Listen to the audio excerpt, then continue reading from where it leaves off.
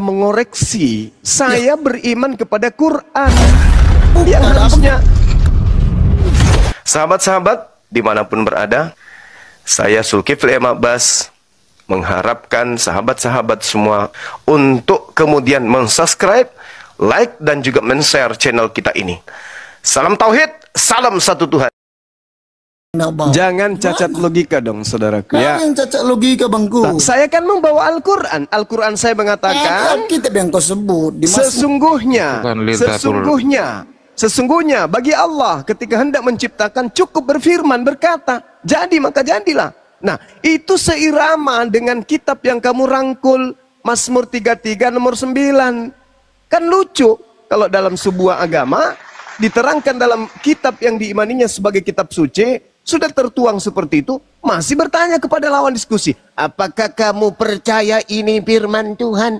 Justru Anda yang harus ngaca, apakah Anda percaya itu adalah firman Tuhan? Kalau percaya, loh harus terima dong apa yang saya sampaikan. Kan begitu poinnya. Saya hanya membantu Anda untuk paham. Yang tadinya Anda nggak tahu, yang tadinya Anda ngerti, sekarang udah ngerti. Kan begitu. Bagaimana teman-teman yang di bawah? Betul nggak? Betul dong. Bang, boleh bertanya Bang Juma? Silakan. Silakan Bang Juma. Saya agak heran dengan Abang mengatakan bahwa Kristen itu berasal dari pagan Romawi. Pasti. Soalnya begini Bang. Sebentar Bang. Lanjut. Sebentar Bang. Ya, saya agak heran itu begini loh Bang. Kita jangan lihat dari ranah iman lah, kita lihat dari ranah sejarah aja dulu. Yang lebih gampang lah, kita kan bisa objektif. Kita kan tahu bahwa semua murid dari Isa Al-Masih itu adalah orang Yahudi semua. Satu yang meninggal bunuh diri, Yudas Iskariot, digantikan oleh Matias dalam KPR. Tapi semua Yahudi. Lalu bapak-bapak gereja awal itu semua Yahudi Bang. Pertama itu. Kedua, Abang juga tahu bahwa para penulis Alkitab itu walaupun diragukan, tapi yang pasti bukan dari Romawi lah, kita tahu itu. Lalu yang ketiga, Abang kan mesti tahu juga bahwa sejarahnya ketika Kristen itu ada, mereka kan awalnya bukan didukung oleh Romawi Bang, disiksa habis-habisan selama hampir 200 tahun. Baru setelah Konstantinus berkuasa, baru mereka mendapat legitimate dari pemerintahan Romawi. Jadi kalau menurut saya agak membantah pernyataan Abang itu karena 3 hal tadi Bang. Silakan Bang tanggapi. Oke, saudara, saya rangkum dari 3 hal. Yang pertama, Anda harus tahu Yesus itu ketika dia melakukan penginjilan itu hanya berfokus kepada Bani Israel. Satu, ini Yesus loh. Yang kedua, murid-murid Yesus ya, yang diceritakan oleh penulis-penulis Bible itu juga hanya berpola kepada pengajaran terhadap domba yang sesat dari umat Israel. Itu yang kedua. Yang ketiga, nah ini, ketika ada murid yang ternyata keluar dari kaidah pesan Yesus, maka dapat dipastikan murid itu menggenapi apa yang dikatakan oleh Yesus, bahwa Mesias palsu akan menyesatkan, bahkan menyesatkan orang-orang pilihan juga. Makanya Yesus acap kali Anda baca Matius 4, Lukas 4, Yesus acap kali mengajarkan apa? Termasuk Lukas 22. Waspadalah, waspadalah, waspadalah, waspadalah. Berhati-hatilah agar kamu jangan jatuh pada pencobaan. Apa pencobaan itu? Murid terindikasi akan disesatkan oleh Yesus palsu, sehingga mereka kemudian mengajarkan apa yang tidak Yesus ajarkan. Coba Anda lihat kontradiksinya di mana. Paulus menuliskan sebuah surat di Galatia 2 nomor 8. Apa kata Paulus? Petrus diutus kepada orang-orang yang bersunat. Kira-kira orang Roma bersunat nggak? Tidak kan? Itu mutlak tidak. Berarti Petrus tidaklah mungkin menulis surat untuk orang-orang Roma. Lalu kenapa kemudian Kristen menenteng buku 2 Petrus 1, 1 Petrus, 2 Petrus. Kenapa? Ya, karena tidak ada indikasi validasi, tidak ada indikasi kemudian legitimasi, tidak ada perintah dari Sang Yesus Mesias untuk Bani Israel kepada murid-muridnya untuk mengajar non-Yahudi. Yang ada malah Matius 10 nomor 5 nomor 6, Yesus berpesan kepada ke-12 muridnya agar jangan ke bangsa lain. Ada yang bisa mencegah itu? Nggak ada.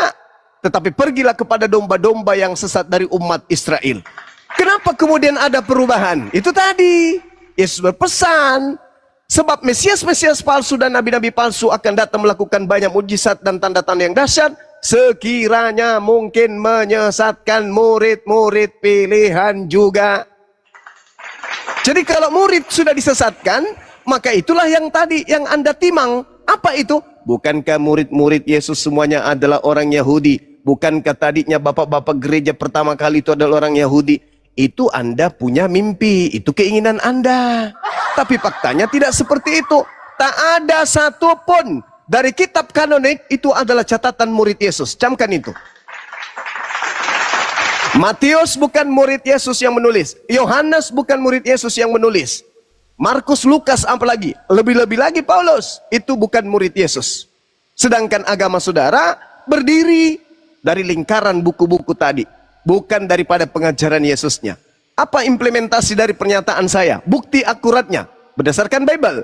Yohanes 17:8. Kata Yesus, segala firman yang engkau berikan kepadaku telah aku sampaikan kepada mereka. Mereka sama dengan Yahudi. Mereka telah menerimanya dan mereka percaya bahwa engkaulah yang telah mengutus aku. Berarti seluruh firman yang Yesus terima dan Yesus sampaikan kepada murid-muridnya yang 12 menghantarkan muridnya percaya kalau Yesus hanya nabi, Yesus hanya rasul utusan Tuhan. Titik. Kenapa sekarang berubah menjadi Tuhan? Karena itu tidak berasal dari murid-murid Yesus. Kalaupun dipaksakan itu berasal dari murid Yesus, berarti sang murid telah menggenapi, mereka disesatkan oleh Mesias palsu. Gitu Bang, silakan. Bagus sekali Bang Juma. Saya juga agak setuju, tapi dalam beberapa hal saya tidak setuju. Cuman kenapa Abang menyangka bahwa Yesus itu datang khusus untuk Bani Israel? Saya tidak nyangka lah Bang. Yesus memang hanya untuk Bani Israel. Ya, maksudnya berdasarkan Al-Quran. Gimana? Menyangka, bukan menyangka bahwa berpraduga bahwa Yesus itu khusus untuk Bani Israel gitu. Oh ya Dalilnya memang. apa, Bang? Itu fakta. Matius sendiri, Yesus sendiri mengatakan di Matius 15 nomor 24, 25, 26. Aku diutus hanya kepada domba yang sesat dari umat Israel. Aku berdoa bukan untuk dunia. Aku berdoa hanya untuk Bani Israel. Jelas itu. Bahkan Lukas mencatat dalam Lukas 1 nomor 33.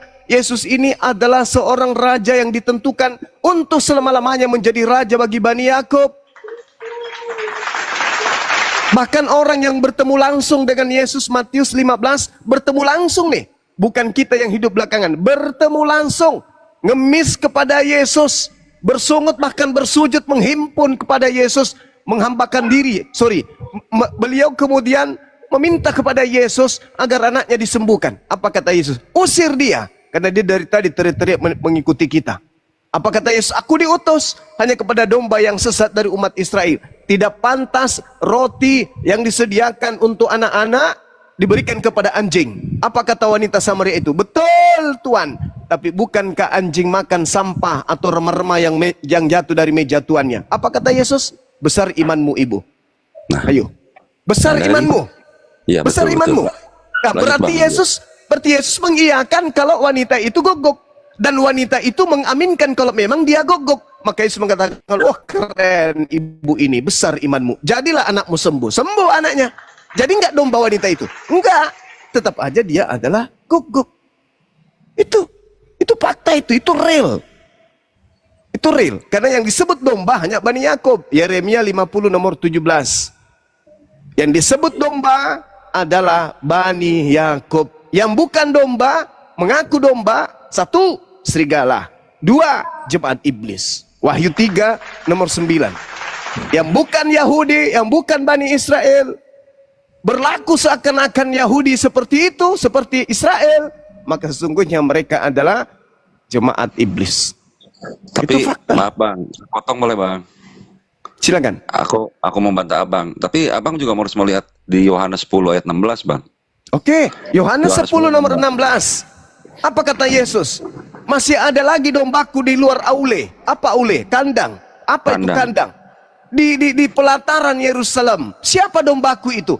Bani Yakub yang sudah diceritakan di dalam Yehezkiel 5 nomor 12. Sepertiga dari Bani Yakub aku bunuh, sepertiga dari mereka mati dibunuh oleh pedang, sepertiga daripadanya aku hembuskan kepada seluruh mata angin. Inilah yang dimaksud Yesus, domba-domba di luar Bani Israel, di luar Aule. Aule itu pelataran atau halaman Yerusalem, yaitu mereka orang-orang Israel yang sudah hidup di tengah-tengah bangsa asing. Itulah yang disebut domba lain di luar kandang ini. Intinya, domba adalah Bani Yakub. Bani Yakub ketika Yesus hadir di muka bumi, tidak hanya berkumpul dalam simpul kota Yerusalem, tapi ada di Amerika, ada di tanah lain, ada bahkan di Asia. Begitu. Ya, mengalami diaspora. Berdasarkan Yehezkiel 5 nomor 12 tadi. Diusir. Sepertiga dari mereka kemudian dihembuskan tertiup angin dari timur ke barat, selatan, utara, dan seterusnya. Itu jelas itu. Nah, itulah yang dimaksud domba-dombaku di luar kandang. Bukan kita yang bukan Bani Yakub, saudara. Lanjut. Baik, berarti itu apa namanya tafsir Abang Yohanes 10:16.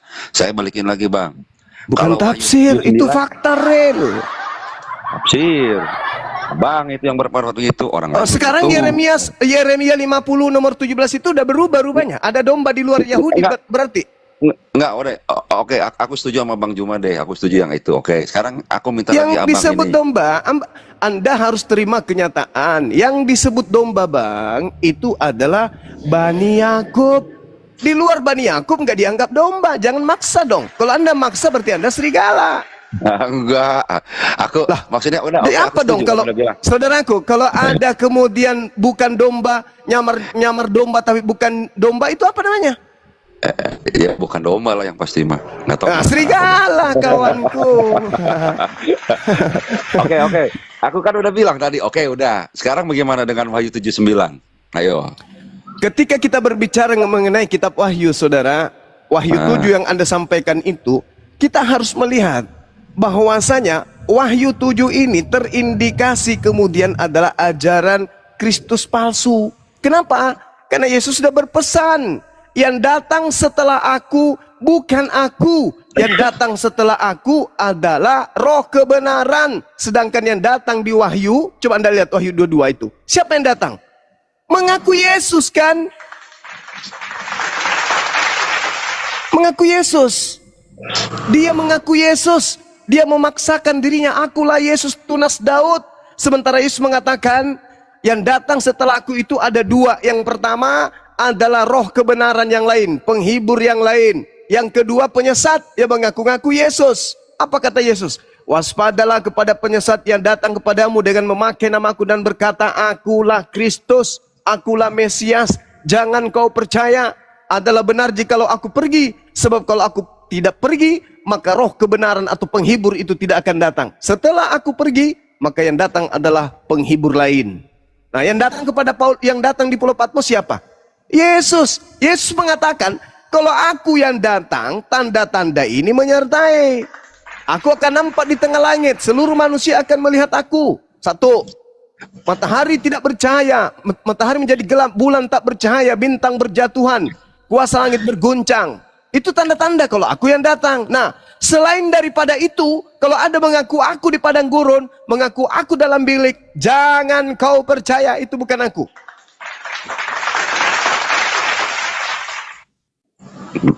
Oh, jadi Abang bantah itu. Oke, dalil. Balik. Saya boleh, masih banyak Bang, santai Bang. Silakan. Halo, bagaimana dengan dalil Yesaya 66:18 Bang? Yesaya 66:18 itu. Yesaya 66:18 itu Bang. Kalau kita berbicara mengenai Yesaya, kita lihat di dalam Yesaya 1 nomor 1. Mulai Yesaya 1 sampai Yesaya 66, satu kitab itu berbicara tentang mimpi atau penglihatan Yesaya bin Amos. Tidak ada bercerita tentang Yesus sedikit pun. Coba Anda baca. Aku bukan begini Bang, aku bukan bicara soal Yesus, nggak ada itu. Kalau perjanjian lama kita nggak anggap aja nggak ada bicara soal Yesus. Aku mengenai mengenai yang diutus bahwa Tuhan itu datang untuk semua bangsa. Ini aku baca dulu ya Bang ya. Oke, saya paham Bang. Nanti Anda lanjutkan ke data 23-nya. Aku paham itu, silakan. Ya, aku mengenal segala perbuatan dan rancangan mereka, dan aku datang untuk mengampulkan segala bangsa dari semua bahasa, dan mereka itu akan datang dan melihat kemuliaanku. Jadi Ya, itu tidak salah itu. Itu udah benar itu. Itu sudah benar. Tapi itu tidak berbicara satu kelompok. Tidak bercerita bahwa Yesus itu diutus untuk seluruh bangsa. Enggak. Akan datang para akhirnya nanti. Kalau kita berbicara mengenai Yesaya secara lepas ini, tafsiran lepas kita pakai.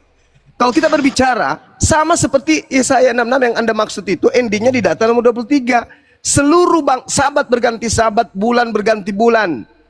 Tetapi seluruh manusia akan datang kepadaku. Seluruh manusia. Berarti kita juga ini umat Islam, karena seluruh manusia. Apa yang dikatakan di sana? Bulan berganti bulan, sabat berganti sabat, seluruh umat manusia akan datang untuk sujud menyembah di hadapanku. Demikianlah firman Tuhan. Siapa yang sujud? Umat Islam.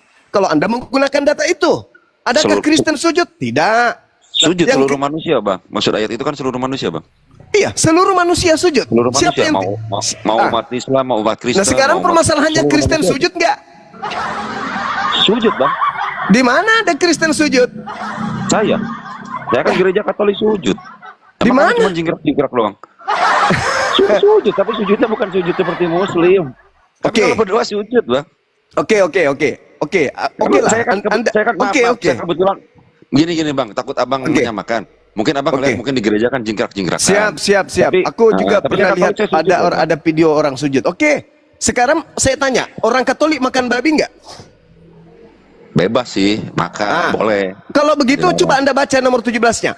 Mereka akan menguduskan dan mentahirkan dirinya untuk taman-taman dewa dengan mengikuti seseorang yang ada di tengah-tengahnya dan memakan daging babi dan binatang yang menjijikan, tikus. Mereka semuanya akan lenyap sekaligus. Demikianlah firman Tuhan.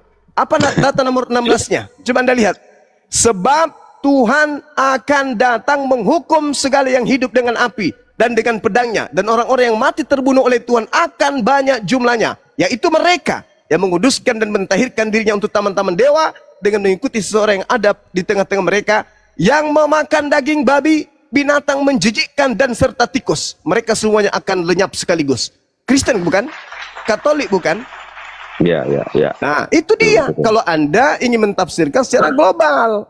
Tapi pada intinya, Yesaya 66 ini, kalau kita lihat dalam uraian Yesaya 1 nomor 1, itu adalah ungkapan mimpi penglihatan Yesaya terhadap Yehuda dan juga Yerusalem dalam era Usia, era Yotam, era Ahaz, dan yang terakhir era Hezekia. Tidak ada bercerita di luar daripada itu.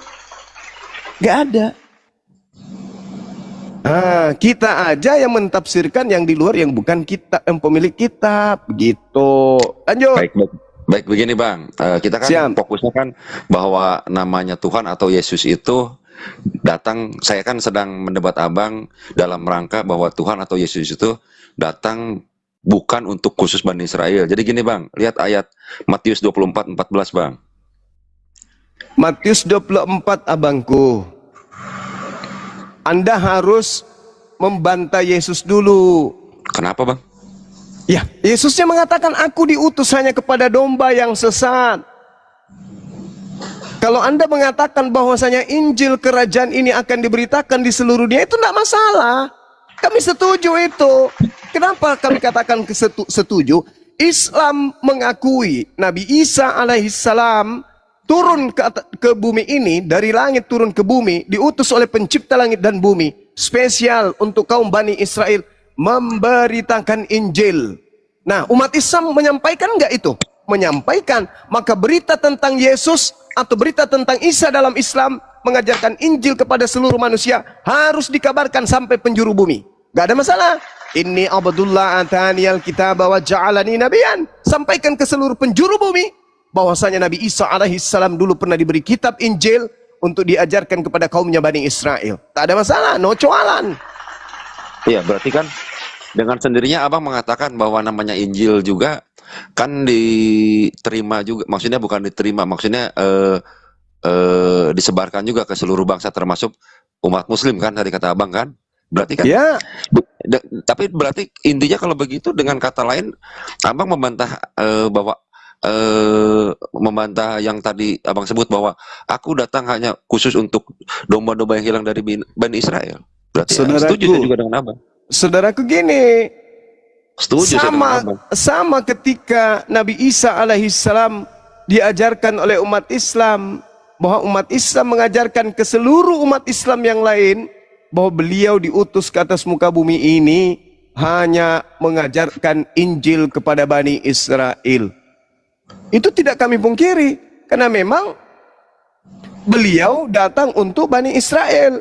Nah, ketika ia datang untuk Bani Israel, beliau tidak kemudian mengajarkan Injil kepada seluruh manusia. Tetapi manusia harus tahu seluruh dunia kalau dia dulu pernah datang di atas muka bumi memberitakan Injil kepada Bani Israel. Sama dalam Al-Quran. Al-Quran mengatakan itu. Barafa'ullah ilaihi wa kana Allahu azizan hakima. Kemudian Nabi Isa alaihissalam diangkat oleh Allah. Diangkat di hadirat Allah. Namun sebelumnya beliau mengajarkan Injil kepada Bani Israel. Dunia harus tahu itu. Makanya Yesus mengatakan di dalam Yohanes 14 nomor 31, dunia harus tahu bahwa aku senantiasa mengasihi Bapa, sebab aku senantiasa melakukan segala apa yang diperintahkan Bapa kepada aku. Itu kata Yesus. Kita harus tahu. Dunia harus tahu. Orang luar Yahudi harus tahu. Dulu pernah diutus seorang nabi bernama Yesus di tengah-tengah Bani Israel, mengajarkan Bani Israel untuk kembali kepada hukum Torah. Ajaran kembali kepada hukum Torah itulah yang disebut hikmat Injil. Silakan. Iya, berarti intinya Abang juga makanya bahwa kalau ada orang di luar Bani Israel beriman dengan Injil, no problem kan Bang? Injil itu kitabnya ajaran Yesus kepada Bani Israel, Bang. Bukan Yesus datang bawa Injil untuk kita. Sama seperti orang Malaysia, tahu, diajarkan. Orang Malaysia itu diajarkan. Andai saja orang Indonesia, orang Malaysia atau orang Jepang belajar tentang Pancasila dasar, atau mata kuliah Pancasila dasar, atau mata kuliah tentang undang-undang dasar, maka mereka diajarkan Pancasila ada 5 sila, semuanya itu terikat kepada bangsa Indonesia, rakyat Indonesia. Bukan mengikat kepada mereka, tapi mereka tahu bahwa Pancasila itu 5 dasar yang mengikat kemudian rakyat Indonesia. Mereka tahu kalau itu adalah Pancasila yang untuk Indonesia. Namun mereka pelajari, sama seperti kami umat Islam. Al-Quran memberitakan bahwa Nabi Isa alaihissalam diutus di atas muka bumi ini untuk memberitakan Injil kepada siapa? Kepada Bani Israel. Bukan Injil diberitakan kepada kita yang bukan non-Israel. Kesalahan Kristen itu di situ. Karena ketika Yesus berkata, berhati-hatilah, waspadalah kalian. Saudaraku Kristen merasa bahwa dirinya yang diajak untuk berhati-hati. Kelirunya itu di situ.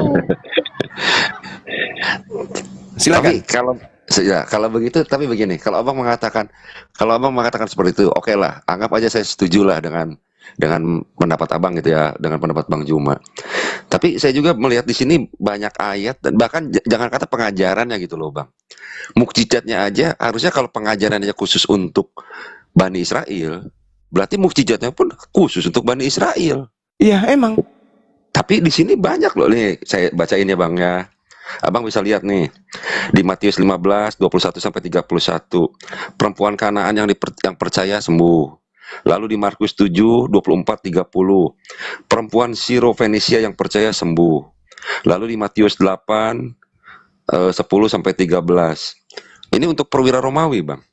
Bahkan di yang Matius 8 10 13 itu dia mengatakan, belum pernah sesungguhnya iman sebesar ini tidak pernah aku jumpai pada seorang pun di antara orang Israel. Itu perkataan Yesus nih Bang. Aku berkata kepadamu, akan banyak orang datang dari timur dan barat, dan duduk makan bersama dengan Abraham, Ishak dan Yakub di dalam kerajaan surga. Sedangkan anak-anak kerajaan itu, artinya ini Bani Israel, akan dicampakkan dalam kegelapan yang paling gelap, dan di sanalah tempat terdapat ratap dan kerta gigi. Amin. Oke. Berarti kan begini Bang, kalau misalkan tadi yang seperti pernyataan saya semula ya, kalau pengajaran khusus untuk Bani Israel aja, mukjizatnya pun harus khusus untuk Bani Israel aja. Betul. Kenapa ini? Bahkan Yesus pun memberikan mukjizatnya untuk orang di luar Bani Israel. Itu loh maksud saya, Bang. Silakan, Oke, Bang. baik. Saya bantah. Jadi gini, saudara. Yesus ketika turun diberikan kemudian mukjizat. Seruan di dalam Kisah Para Rasul 2 nomor 22. Orang Israel harus tahu. Orang Israel kan yang harus tahu kan? Iya. Bukan yang lain. Orang Israel harus tahu. Yang kumaksud adalah Yesus dari Nazaret yang ditentukan oleh Tuhan untuk melakukan mukjizat-mukjizat, tanda-tanda dan kekuatan yang dilakukan oleh Bapa, oleh Elohim, oleh Tuhan melalui perantaraan Yesus seperti yang kau tahu. Kan jelas itu dalilnya. Nah, sekarang bagaimana dengan mukjizat Yesus? Lah, sama seperti seorang dokter, Bung. Seorang dokter, Bang Suma adalah seorang dokter. Dokter ahli hama misalnya, dikirim ke Papua. Saya diutus presiden ke Papua untuk menyembuhkan kemudian penyakit-penyakit yang ada di sana. Di tengah perjalanan, di pesawat, ada orang pingsan. Kode etik sebagai seorang dokter, apa yang saya lakukan? Diam saja. Karena saya diutus untuk Papua. Enggak dong. Itu sudah ada sumpah dokternya. Sebagai nabi yang memiliki mukjizat, yang memiliki tanda-tanda kekuatan. Enggak apa-apa dia mengobati orang. Tapi yang dimaksud dia diutus di sini adalah sebagai jalan keselamatan tentang akhirat, bukan tentang duniawi. Nabi Isa, Yesus diutus ke Bani Israel untuk keselamatan hidup kekal, bukan orang sakit. Kalau orang sakit mah sama seperti analogi yang saya gambarkan tadi. Saya seorang dokter, diutus ke Papua. Di tengah jalan menuju Papua ada orang pingsan di bandara atau ada orang pingsan dalam pesawat. Boleh nggak secara kode etik saya sembuhkan? Boleh. Seorang dokter tidak mungkin mengatakan, maaf ya, saya nggak bisa ngobatin Anda. Loh, Anda kan dokter. Enggak, tapi saya kan hanya diutus kepada pasien-pasien yang ada di Papua. Itu sudah melanggar kode etik. Sedangkan Yesus adalah juru selamat Bani Israel. Apa itu? Mengajarkan mereka hukum-hukum, bagaimana berhubungan dengan pencipta langit dan bumi, bagaimana berhubungan dengan sesama manusia. Tapi terkait dengan orang sakit, siapapun bisa diobati Yesus. Nggak ada larangan itu. Ini berbicara mengenai hidup kekal, bukan hidup di dunia. Makanya ketika ada orang sakit, minta anaknya disembuhkan. Tolong sembuhkan anakku. Apa kata Yesus? Tidak pantas, tidak wajar. Makanan yang disiapkan, roti yang disiapkan, maksudnya roti itu dirinya. Untuk anak-anak, maksudnya Bani Israel, diberikan kepada anjing. Ya. Itu maksudnya saudara. Bukan berarti, bagaimana Yesus menyembuhkan? Oh, memang bisa. Tapi dalam hal hidup kekal, dia diutus hanya kepada domba yang hilang dari umat Israel. Makanya saudaraku, di dalam Matius 7 nomor 11 nomor 12, Matius 7 kemudian nomor 22 23, itu sangat familiar data itu. Pada hari terakhir nanti banyak orang memanggil aku Tuhan, Tuhan, Tuhan, Tuhan, Tuhan. Kurios di situ ya, Tuhan, Tuhan. Ya, Tuhan ya. Bukankah kami bernubuat, mengusir setan, bermujizat pakai namamu? Apa salahnya orang bernubuat, bermujizat pakai? Kenapa diusir? Karena Yesus hanya untuk Bani Israel. Begitu, ayat, saudara. Maaf Bang, itu kalau ayat itu kita beda lagi penafsiran, tapi nggak apa-apa. Nanti kalau yang ayat itu saya beda juga penafsirannya Bang. Kalau saya sendiri berpendapat yang ayat itu yang akan mengusir itu untuk nabi-nabi palsu itu. Oh enggak. Mengajar sesat yang saya tahu. Bukan saudara. Coba Anda lihat tuh Bang. Kalau itu betul itu betul. Kita tidak beda tafsir. Itu untuk nabi palsu. Nabi palsu ini mengaku bertemu dengan Yesus. Yesusnya yang memberikan titah kepadanya untuk non-Yahudi. Makanya Yesus mengatakan, dari buahnya kau lihat dia. Kalau ada orang memakai namaku, bermujizat, kemudian bernubuat, mengusir setan, pakai namaku, tapi pola keagamaannya tidak berdasarkan atas firman Tuhan, bukan kehendak Bapa, maka jangankan buahnya, batangnya pun ditebang. Kan itu jelas itu dalilnya. Batangnya yang ditebang. Ya, aku udah sering dengar abang yang itu udah hafal, nggak apa-apa, aku okein. Tapi aku mau nanya gini aja deh ke abang. Silakan. Apakah abang menyangkanya bahwa Paulus yang pertama kali mengajarkan ajaran Isa Al-Masih kepada orang luar, menurut abang? Iya, jadi gini Bung, bukan hanya Paulus saja, karena Yesus kan mengatakan, waspadalah kepada penyesat yang datang kepadamu, memakai namaku dan berkata akulah Mesias. Mereka itu jamak, berarti banyak. Nah, kita cari siapa mereka ini. Satu, Ananias. Kedua, Paulus. Ketiga, Lukas, Markus. Siapa lagi yang di Pulau Patmos? Mereka ini menyesatkan banyak orang dengan memakai nama Yesus. Tidak ada disiplin ilmu yang bisa kita temukan di dunia ini terlepas daripada lingkaran pengajaran Kristen yang memakai nama Yesus pergi ke seluruh dunia dan mengikuti dan mendapatkan banyak pengikut. Di Indonesia dulunya penganut animisme. Keluarga kita animisme, penyembah dewa-dewa, penyembah roh-roh, penyembah kemudian berhala-berhala. Siapa yang memperkenalkan Yesus setelah itu? Kristen bukan? Kristen yang membawa nama Yesus kan? Yesus dikenal tanah air. Siapa yang bawa? Kristen memakai namaku dan berkata akulah Kristus. Siapa yang ajaran itu? Ajaran Kristen. Sekarang permasalahannya kita lihat, kita teropong Kristen ini. Sabar. Ibadah minggu, apakah itu kehendak Bapak? Makan babi, kehendak Bapak? Ayo. Kemudian mereka tidak bersunat, apakah kehendak Bapak? Mereka meninggalkan hukum Torah, apakah kehendak Bapak? Seluruh rangkaian prosesi ibadah Kristen bukan kehendak Bapak, tetapi memakai nama Yesus. Kena kan? Kena. Maka yang diusir di situ adalah Kristen. Bukan cuma Kristen satu tok, tapi seluruh batang. Kalau batang yang sudah ditebang dan dilemparkan dalam api neraka, apalagi buahnya, apalagi cabangnya, apalagi rantingnya, apalagi daunnya. Itulah yang akan terjadi. Makanya diusir Kristen ini. Maaf. Itu real tertulis di dalam kitab suci Al-Quran. Apa dikatakan Al-Quran? Wa idza khusiran nasu kanu lahum a'da wa kanu bi ibadatihim kafirin. Pada hari terakhir nanti ketika manusia seluruhnya dikumpulkan, apa yang mereka sembah selain daripada aku akan menjadi musuh bagi mereka, dan pemujaan-pemujaan yang mereka lakukan terhadap yang mereka sembah selain daripada aku akan diingkari oleh yang mereka sembah selainku. Fakta.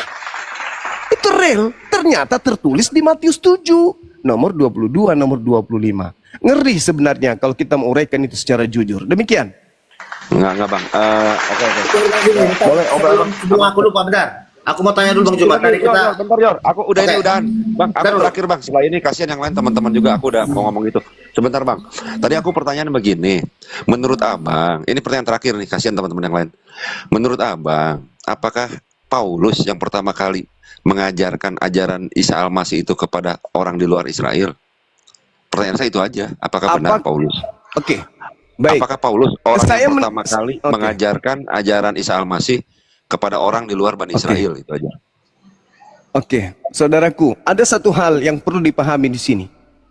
Yang diajarkan Paulus kepada non-Yahudi itu bukan ajaran seorang Nabi Yesus. Tapi yang diajarkan Paulus kepada non-Yahudi itu adalah ajaran Kristus Yesus.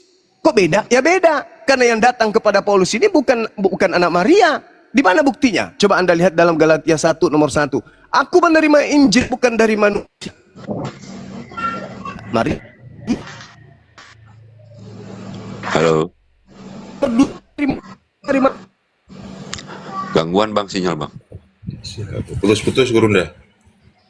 Sinyalnya kurang bagus Bang. Bentar ya Yor, aku bentar udah ini selesai Yor. Tapi Bang Suma juga mesti belajar baik-baik. Kata Yesus, kalau ada orang berkata kepadamu ada Mesias di sini, ada Mesias dan jangan kamu percaya. Sebab Mesias-Mesias palsu dan nabi-nabi palsu akan datang, akan melakukan banyak mujizat dan tanda-tanda sekiranya mungkin menyesatkan banyak orang. Camkanlah, aku telah mengatakannya terlebih dahulu kepada kalian. Jadi apabila ada orang berkata ada Mesias di padang gurun, ada Mesias dalam bilik, jangan kamu percaya. Jangan kamu percaya. Nah, Anda bertanya, apakah Yesus yang pertama kali satu-satunya manusia yang mengaku keturunan Benyamin yang pernah bertobat setelah mengajarkan agama Kristen hanya Paulus? Baca di dalam Kisah Para Rasul 21 nomor 15 sampai nomor 26. Paulus bertaubat dari mengajarkan agama Kristen setelah dia mengajarkan Kristen dan kembali ke kota Yerusalem.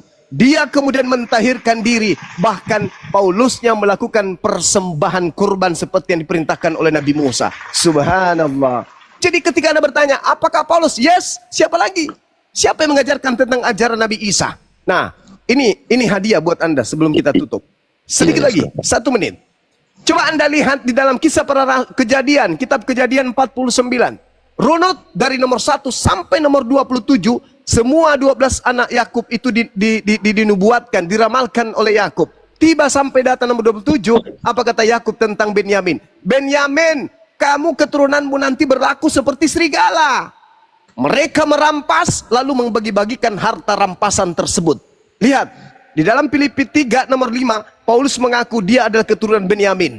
Orang Yahudi, orang Roma, orang Yunani, orang Belanda menerima pengajaran tentang Taurat itu dari siapa? Dari Paulus. Galatia 3 nomor 13. Kristus telah menebus kita dari kutuk hukum Taurat dengan jalan menjadi kutuk karena kita. Karena ada tertulis, terkutuklah orang yang mati di atas salib. Siapa yang mengajarkan itu kepada non-Yahudi? Paulus. Di mana Paulus mengakui? Galatia 2 nomor 8. Galatia 1 nomor 15. Aku diutus kepada non-Yahudi. Oke bang. Cuman pertanyaan saya tadi belum terjawab sih sebetulnya bang, tapi nggak apa-apa. Biar yang lain. Maksud saya tadi pertanyaan saya itu, apakah Paulus orang yang pertama kali membaptis gitu? Saya yakin bukan. Kalau kita baca di KPR, saya yakin bukan. Cuman nggak apa-apa deh. Nanti kita lanjut kapan-kapan lagi bang. Silakan yang lain teman-teman. Aku udah waktunya udah juga. Makasih bang, Bang Jumba, makasih ya. Sama-sama bang.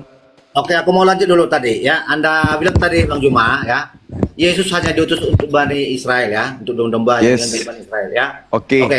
Kita luruskan dulu pemahaman Anda itu menurut keyakinan Anda dalam Quran ya. Sekarang pertanyaan saya, yang datang ya menjadi pertanda akhir zaman itu siapa? Datangnya hari kiamat itu siapa? Silakan. Iya, menurut Quran ya, yang datang menjadi pertanda kedatangnya hari kiamat siapa? Apa pertanyaannya? Ya banyak ya, Jor. Ya, menurut Quran yang datang menjadi pertanda datangnya hari kiamat siapa menurut Quran? Nabi Isa alaihissalam, Al-Quran surah As-Sukruf ayat 61. Matius 24 nomor 27, 28, 29, nomor 30. Jangan kesana dulu. Oke, ini saya bacakan dalilnya. Dia beneran. Ya.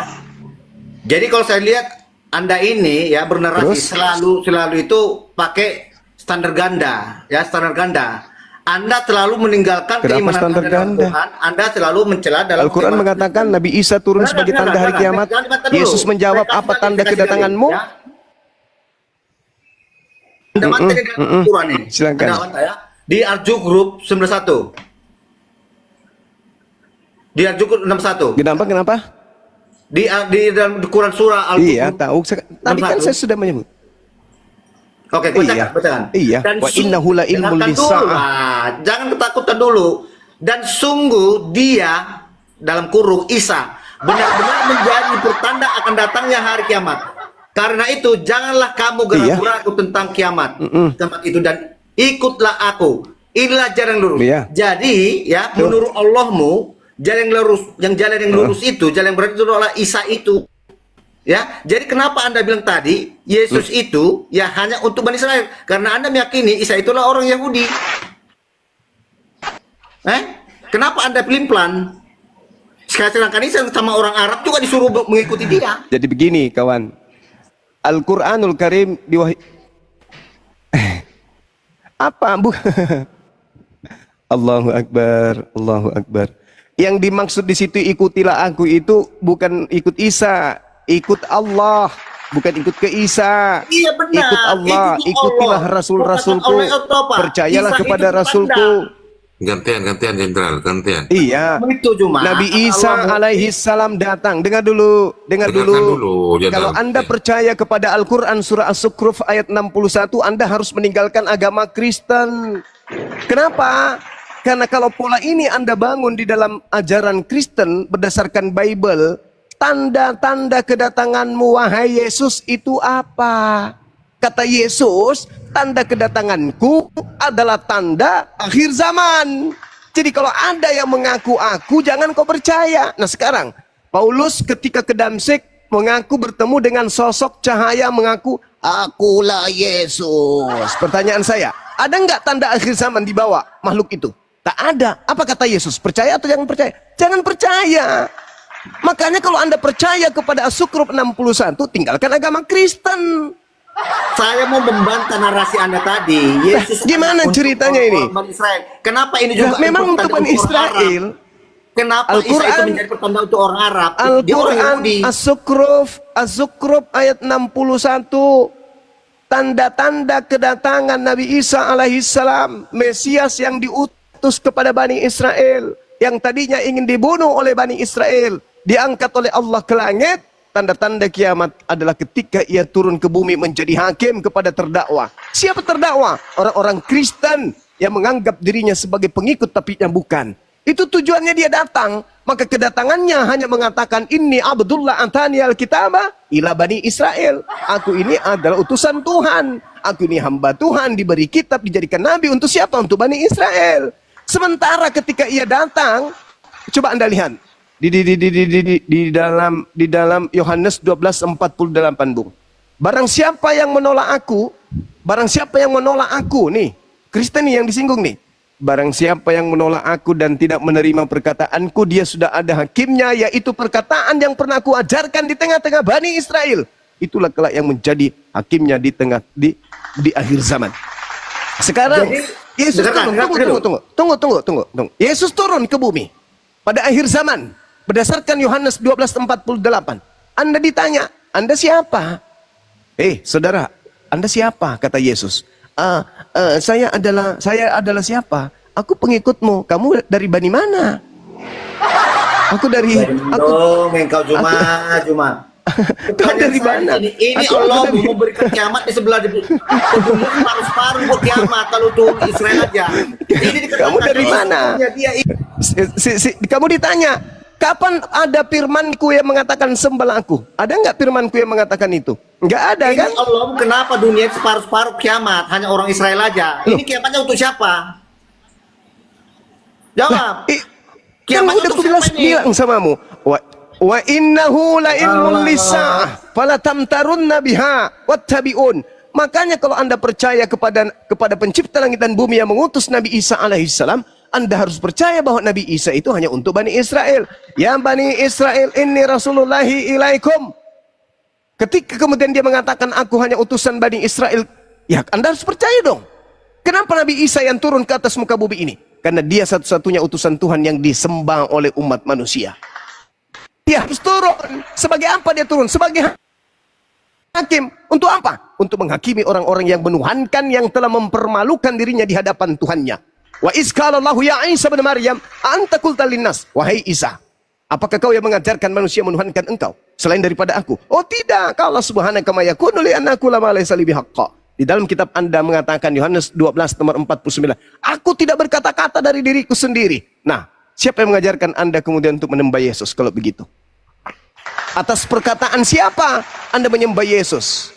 Sementara Yesus mengatakan, aku tidak berkata-kata dari diriku sendiri. Yohanes 14:24, firman yang kau dengar dari mulutku, itu bukan dari aku, tapi dari Bapa yang telah mengutus aku. Pertanyaannya sekarang, ketika Yesus turun ke bumi menjadi hakim, apa yang bisa meloloskan kamu dari penghakiman Yesus? Kalau kami umat Islam, hei umat Islam, ya paman, kenapa kau tidak menuhankan aku? Karena kau mengatakan dirimu hanya utusan Tuhan untuk Bani Israel. Salahkah kami? Tidak salah. Kamu Kristen dipanggil, sini.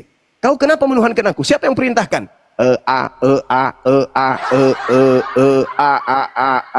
Aku hanya memerintahkan menyembah kepada Allah. Di dalam Yohanes 4 nomor 22, aku dan muridku menuhankan apa yang aku kenal, apa yang kami kenal, sedangkan mereka menyembah apa yang mereka tidak kenal. Ini Allah mengatakan, inilah jalan yang lurus. Ketika Yesus datang menjadi hakim, kalian inilah dihakimi. jalan yang lurus. Kau katakan tadi, kalau hanya ini untuk orang Jalan yang kiamatnya lurus orang itu Israel. apa, Bung? Ini Oke. kiamatnya untuk siapa? Oke. Ya, lucu Anda ini. Ketika Yesus datang, kiamat itu untuk seluruh dunia. Berarti untuk ada seluruh apa? dunia kiamat. Ya, inilah jalan Ya yang lurus. kiamat, Berarti jalan yang lurus dunia apa? kiamat. Jalan lurus itu mengimani Yesus hanya untuk Bani Israel. Mengimani Yesus hanya utusan Tuhan. Coba, ada nggak jalan lurus sembahlah aku? Ada nggak? Kata Yesus. Kalau Isa jalan itu lurusnya sudah adalah datang sembahlah aku. untuk hari kiamat, berarti untuk seluruh dunia. Kenapa untuk Bani Israel aja? Iya memang betul. Ini Quran Jangankan di dalam Al-Quran. Dan sesungguhnya dia Saudara, Isa jangan benar-benar terlalu menjadi pertanda akan datangnya hari kiamat. Kiamat itu Jangan terlalu ribet ke Islam, ke Al-Quran, jangan. Allah, Matius 24 itu jangan. ini kau menghindar kau dari sini. Gantian Mas Kenapa Jo. kau bantah Quranmu? Ini Allahmu seluruh dunia. Al-Quran saya mengatakan wa innahu la ilmul lisa'ah. Al-Quran mengatakan salah satu Isa alaihissalam itu benar menjadi pertanda akan datangnya hari kiamat. Bukan berarti itu untuk seluruh umat manusia. Kiamat Ketika itu dia seluruh datang dunia, ini gimana kiamatnya sebelah-sebelah untuk orang Israel? Kalau Yesus hanya datang untuk orang Israel, berarti kiamatnya ini untuk orang Israel aja kiamatnya. Ini Allah mengatakan hari kiamat itu berarti seluruh dunia. menjadi hakim bagi Bani Israel. Makanya baca surah Al-Nisa ayat 159. Ketika kemudian Nabi Isa turun yang kedua kalinya, Bung, tidak ada satupun ahli kitab yang tidak beriman kepadanya. Oh, ternyata Nabi Muhammad itu betul mengajarkan bahwa Mesias yang kami tolak itu ternyata Nabi Isa. Dulu kami tolak, ternyata Nabi Muhammad betul. Tak ada satupun dari ahli kitab yang tidak beriman kepadanya. Semuanya akan beriman. Itulah yang terjadi. Seperti Oke, itu, Bung. saudara. Berarti ini Isa tidak benar untuk menjadi pertanda hari kiamat ya? Salah ini ayatnya berarti. Ini sudah benar ini. Nggak ada yang Ini salah. benar kiamat untuk seluruh dunia, ini untuk orang Israel hari kiamat. Astagfirullahalazim, ya Allah ya Karim. Allah Kalau Yesus hanya datang untuk orang Bani Israel, ini kenapa di sini Isa itu hanya datang untuk menjadi pertanda hari kiamat? Kiamat itu untuk orang Israel aja. Lah, aneh orang ini. Seluruh dunia, ingat ya. Di dalam Al-Quranul Karim diterangkan kemudian, ya ayuhan nas inni rasulullahi ilaikum jami'a. Wahai seluruh umat manusia, aku adalah rasul yang diutus oleh Allah untuk kepada kalian seluruhnya. Ketika kau terima menjadi rasul, maka kau akan menerima Nabi Isa alaihissalam sebagai rasul untuk Bani Israel. Apa masalahnya? Lucu narasinya. Iya. Anda menerima Isa tapi untuk Bani Israel. Lucu, gimana cara beriman gitu? Sekarang Anda saya tanya, menerima Isa, tapi untuk Bani Israel gimana ceritanya gitu? Oke, Jelas saya dulu. tanya sama saudara. Yesus mengaku untuk seluruh dunia atau untuk Enggak, Bani iman Israel? Anda yang mana? Anda menerima Isa sebagai pertanda akhir zaman. Tapi untuk Bani Israel gimana cerita? Anda mungkin lebih bagus ke gereja, colok pantat pendeta daripada Anda di sini pamer kebodohan. Mending begitu. Mending begitu kan? Karena otak Anda itu nggak berfungsi dengan normal. Capek saya, tenaga saya terkuras. Saya sudah ulang. Anda masih pamerkan kebodohan. Mending ke gereja, bersihkan pantat pendeta. Mungkin dengan begitu Anda bisa cerdas.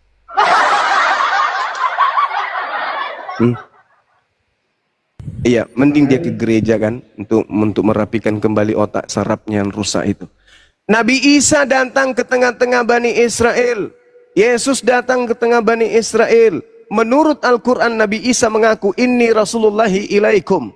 Menurut Yesus, aku diutus hanya kepada domba yang sesat dari umat Israel. Bahkan berdoa pun, Yohanes 17 nomor 9. Dia berdoa bukan untuk dunia, tapi dia berdoa hanya untuk Bani Israel. Yesus, Isa mengaku sama-sama hanya untuk Bani Israel. Nabi Muhammad diutus. Apa kata Nabi Muhammad? Ya ayyuhan nas. Wahai seluruh umat manusia, inni rasulullahi ilaikum jami'a. Sesungguhnya aku ini adalah utusan Tuhanmu untuk kepada kalian seluruhnya. Apa yang terjadi ketika Nabi Muhammad diutus kepada seluruh umat manusia? Nabi Muhammad menyampaikan risalah kebenaran itu. Apa itu? Jika engkau ingin mendapatkan berkah hidup dunia dan akhirat, maka engkau harus menerima Isa, Yesus adalah Rasul utusan Tuhan kepada Bani Israel. Jelas itu. Gak ada keraguan di situ. Jadi kami umat Islam tidak pernah ragu. Dan umat Islam tidak sempurna imannya kalau tidak beriman kepada Nabi Isa atau yang kalian sebut Yesus sebagai Nabi yang diutus untuk kaum Israel. Kami harus beriman. Beriman kepada Gitu. Yesus juga. Nabi Isa alaihissalam iman saya, Bung. Saya beriman kepada Nabi Isa alaihissalam.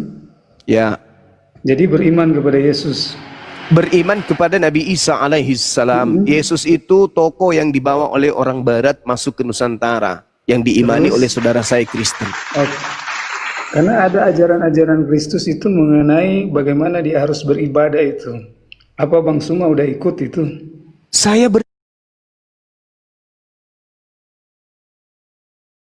beriman kepada Nabi. yang diajarkan oleh Yesus. Saya beriman kepada Nabi Isa alaihissalam, Nabi yang diutus ke Apa atas itu muka Isa bumi. itu? Pengertiannya Isa apa itu? Tidak ada pengertian-pengertian Isa nama di al-Masih dalam itu. Islam. Nabi Isa maaf ya, itu oke. adalah isim alam, Sorry. adalah penamaan. Dia nama yang diberikan kepada seorang nabi yang datang di tengah-tengah Bani Israel. Nabi Oke, terima ini kasih. diutus Maksudnya, kepada Bang kaumnya Suma Bani Israel. Yesus itu sudah tokoh membuka- yang dibawa oleh orang Barat masuk ke Indonesia. Gitu, Bang. Saya berterima kasih tadi Anda sudah mengutarakan banyak itu mengenai apa yang ada di dalam Alkitab. Tapi ya itu, kalau saya memang terus terang mau luruskan apa yang yang Bang Suma katakan itu. Tapi saya nggak mau berdebat ya mengenai hal ini, karena Alkitab itu saya sudah pelajari juga. Ya udah. Walaupun bukan baca dari Kejadian sampai Wahyu. Ya udah. Oleh karena Kalau- itu, kalau misalnya tadi yang dikatakan mengenai Mesias palsu, saya jadi gimana mau katakan itu ya? Apakah Bang Suma udah pelajari betul-betul, ataukah masih mau belajar lagi itu? Sebenarnya saya minta maaf karena ini memang Alkitab kita ini, ya yang kita oke. pelajari. Oleh karena itu, kalau kita Oke. terus terang di Al-Quran itu banyak menunjang mengenai apa yang ada di dalam Alkitab, ya. Mau Oleh bicara karena sendiri itu- Bang atau mau diskusi? Kalau mau bicara sendiri saya turun ini. Bukan, kenapa mau turun? Kita sportif aja, soalnya kita so ikuti. Enggak, kalau Bang Abang Suma mau punya- bicara sendiri saya turun aja, ngapain saya di sini?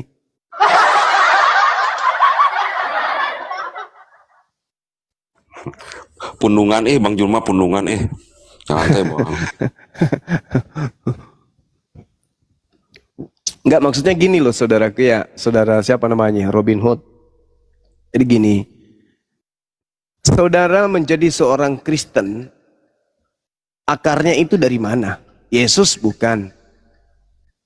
Ketika Yesus datang di tengah-tengah Bani Israel, beliau mengajarkan dirinya utusan Tuhan kepada kaumnya sendiri, yaitu Bani Israel. Begitu juga kami dalam Islam, Nabi Isa alaihissalam turun ke bumi, diutus oleh pencipta langit dan bumi untuk kaumnya Bani Israel. Itu masih terekam di dalam Bible dan pasti. Nah, sekarang Kristen posisinya di mana pada saat Yesus mengajar di tengah-tengah Bani Israel? Posisi orang-orang sebagai keselamatan, posisi orang-orang yang menjadikan kemudian dirinya sebagai Tuhan yang turun ke bumi menjadi manusia, itu posisinya di mana? Posisinya di mana?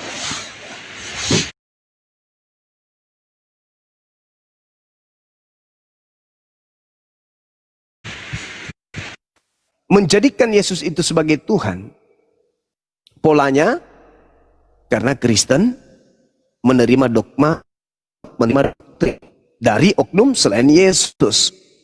Bedanya dengan Yesus dengan muridnya, ada tertulis di dalam Yohanes 17:8.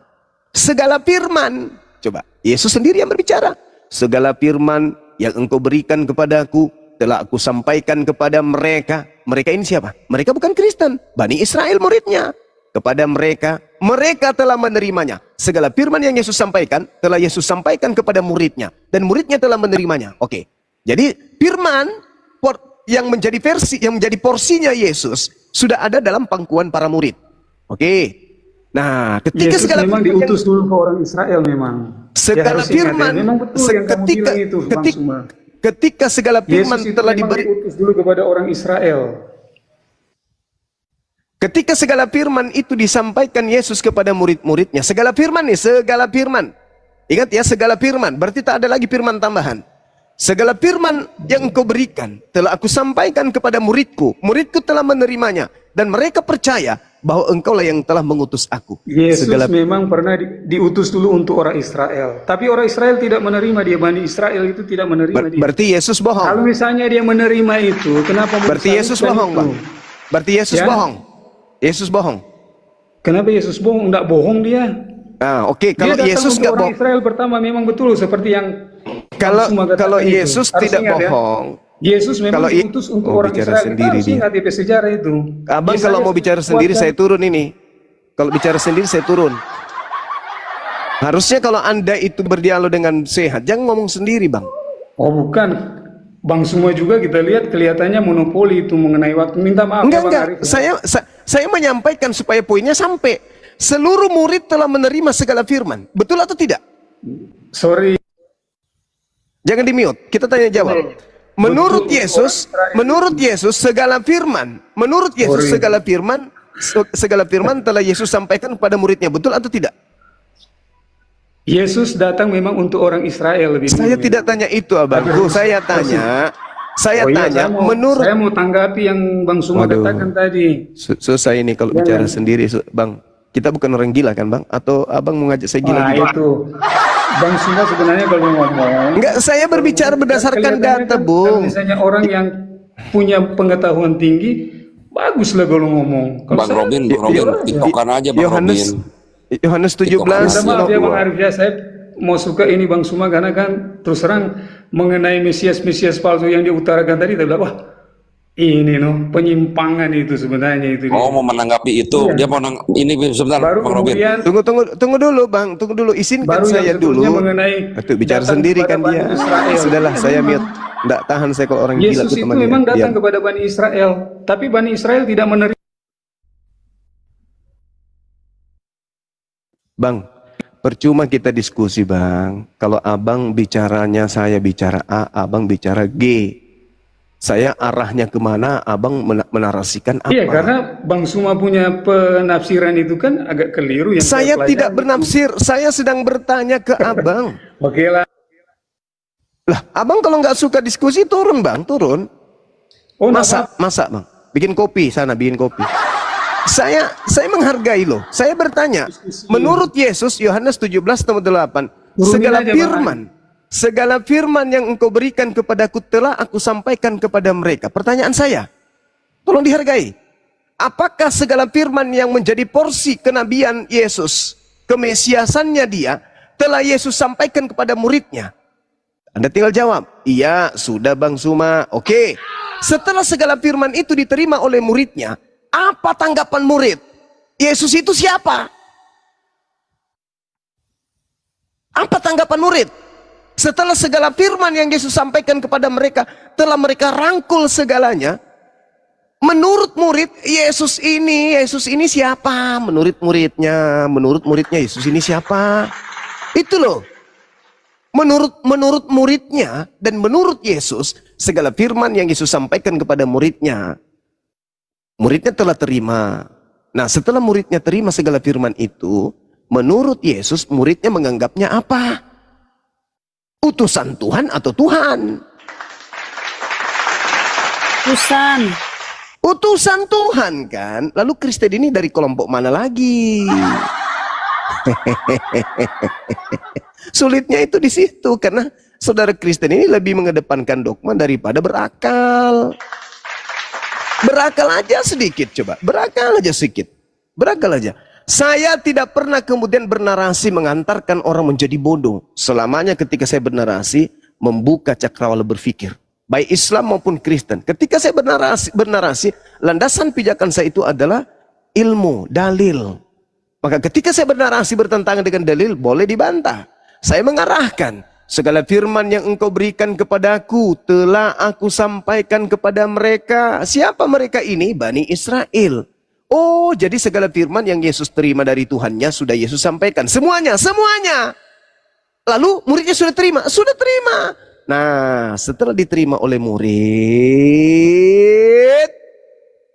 bagi mereka Yesus ini siapa? Setelah menerima firman itu, Yesus ini utusan Tuhannya, atau Yesus ini adalah Tuhannya yang turun menjadi manusia? Kuncinya itu di situ. Karena segala firman sudah disampaikan. Adapun Lukas, Markus, Matius, dan seterusnya Paulus, pengantar-pengantar mereka, itu bukan lagi dari Yesus. Karena segala firman telah Yesus sampaikan kepada mereka. Jadi salah Kristen ketika mencoba Yohanes 13 nomor 13, Yohanes 10 nomor sekian. Percuma kau bawa itu, brother. Kenapa? Yesus tidak mencomot data untuk muridnya. Segala data diberikan kepada murid, segalanya. Dan murid mengaku dan percaya Yesus adalah utusan Tuhan. Kalau cuman model-model, mana buktinya Yesus Tuhan? Coba Anda lihat Yohanes 13 nomor 13, apanya itu? Yohanes 10 nomor 30, apanya itu? Murid sudah disuapin semua perkataan, semua ucapan, semua firman. Mereka telah menerimanya. Boneng. Lagi. Oke, saya kira begitu. Ambil alih teman-teman. Bang, aku mau nanya lagi bang, satu hal bang, boleh nggak bang? Sebelum turun bang. Bang Juma. Iya bang. Aku mau nanya ini bang. Aku mau nanya definisinya Siap. antara Muslim dan mukmin bang. Iya. Definisinya apa Gimana? kalau mukmin Muslim? Aku mau nanya gini loh bang. Aku mau nanya gini. Apa definisinya Muslim? Definisi ya Muslim dan mukmin gitu. Muslim dan Maksud saya definisi Muslim itu apa? Definisi mukmin itu apa gitu?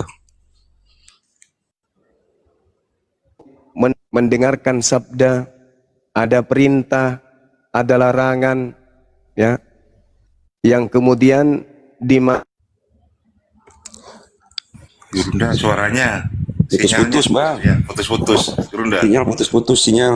Putus-putus Gurunda suaranya.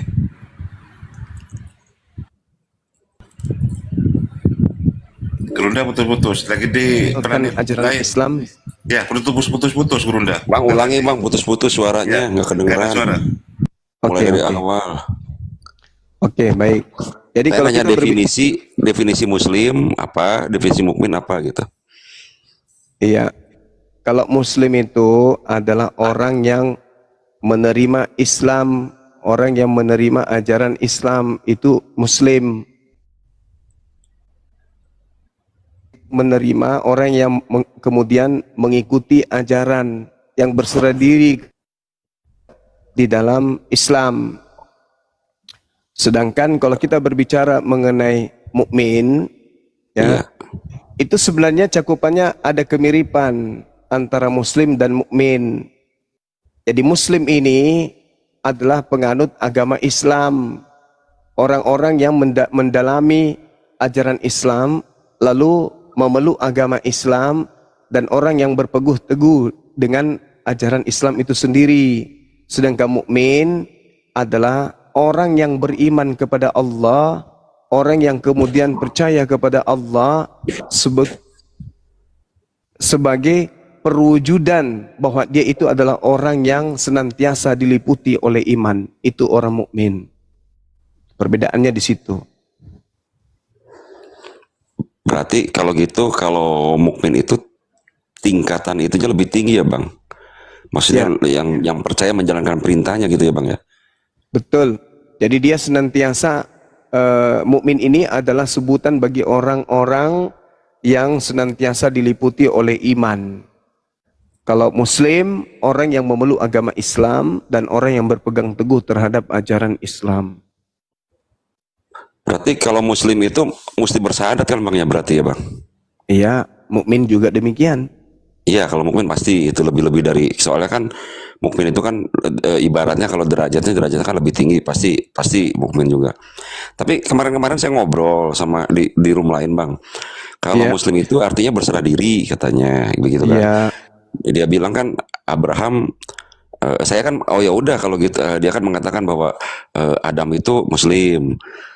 Abraham Muslim, Yakub Muslim, Isa Al-Masih Muslim. Karena dia definisinya begitu, ya saya setuju kan, pasti orang berserah diri kan. Cuman kan sama abang tadi diralat tuh harus istilahnya bersahadat. Nah saya agak bingungnya gimana ceritanya bang. Ini secara ini loh bang, secara apa namanya, kalau kita pakai logika, ketika Adam lahir kan belum ada syahadat bang. Nah gimana orang bisa mengatakan bahwa Adam itu Muslim kalau definisinya tadi seperti yang abang gitu. Coba yang itu bang. Iya. Iya. Jadi Islam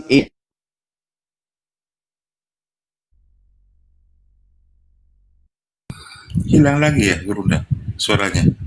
Dia ada di luar gitu ya bang Arif. Iya. Lagi di perangan Bukan tempat kayaknya deh. Sinyalnya lagi cepat. di planet Pluto Gurunda. Iya, saya ulang lagi.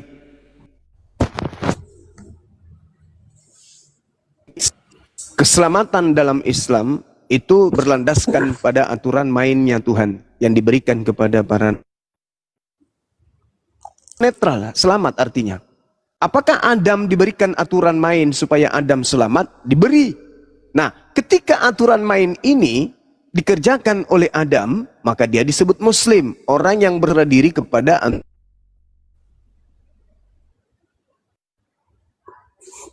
Parah sinyalnya ya, Bang Arif. Iya, lagi ada di hutan beliau.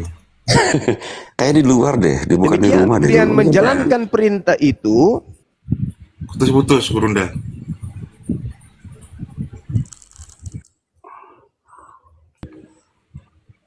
Gurunda putus-putus, suaranya hilang. Lagi di Pluto beliau, Bang Jimmy. Iya, bisa bagus ya Bang, cuma nggak pernah gitu.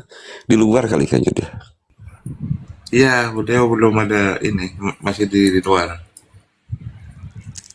Gurunda putus-putus. Oh, malah hilang keluar. Iya, jaringannya nggak ada. Nggak ada. Itu Bang, ada tamu Bang, sambut dulu itu Bu Karyana dan Poppy Bu. Silakan Bang. Biar saya tunggu Bang Juma aja.